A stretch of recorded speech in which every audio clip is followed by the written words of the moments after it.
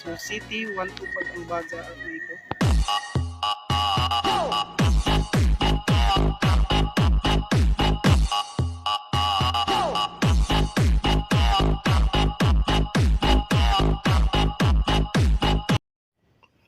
Kumusta po kayong lahat at welcome na naman sa ating channel, no? So panibagong videos na naman to. So Bajaj City 125, no? So paano i-battery operated kapag naka 3 leads lead light, no?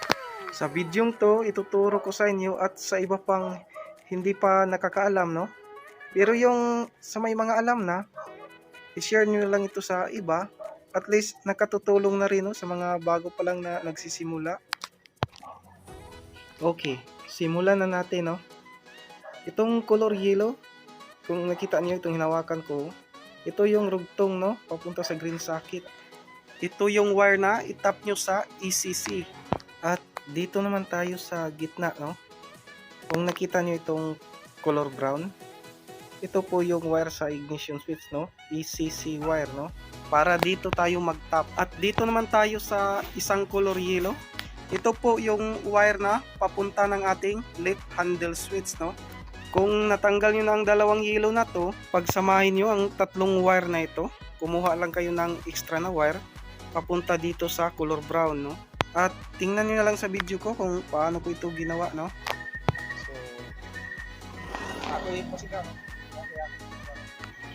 So testing na natin to, kung iilaw na ba ang 3 leads na hindi natin pinaandar yung engine, no? So testing. Dito na, kita nyo, umilaw na, napundi kasi ito kanina sa gitna ng daan ang may-ari na to. So ganito lang po, no, yung pag battery operated ng CT125. Di ko na sana to gagawin kasi malapit nang mag 10 PM. Naawa kasi ako sa may-ari nito. At malayo pa kasi yung kanyang uuwian. At sinama ko na rin kanina, nilinisan namin yung tangke at saka karburador kasi parang pugak siya na, palyado na, mamamatay. Higit sa tangke. Higit sa tangke. Ay, ang hus sa tangke. Ang hus sa tangke. So, dalawang bisis na po naputok yung kanyang stock bag, no? Sabi ng may-ari sa akin kanina. So, yung pagkapundi ngayon, sinabihan ko lang siya na mas maganda na i-battery operated na lang namin, no? Para maging stable yung supply ng current papunta sa kanyang headlight, no?